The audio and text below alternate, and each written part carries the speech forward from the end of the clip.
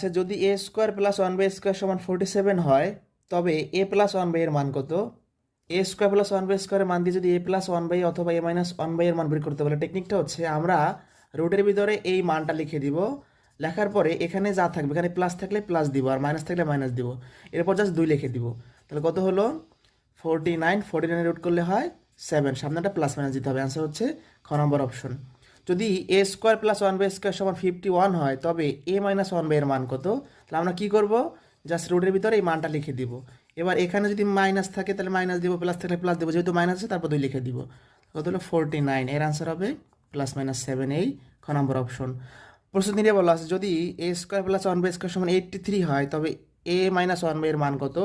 এই প্রশ্নটির উত্তর কত হবে কমেন্ট বক্সে জানিয়ে দিন। তাহলে আমাদের টেকনিকটা কী দাঁড়াইলো, যে রুট ওভার মান প্লাস মাইনাস 2। যদি এখানে মাইনাস থাকে তাহলে মাইনাস হবে, এখানে প্লাস থাকলে তাহলে প্লাস হবে। এই টেকনিকের মাধ্যমে এই ধরনের সকল প্রশ্ন কয়েক সেকেন্ডে আমরা সমাধান করতে ফেলবো।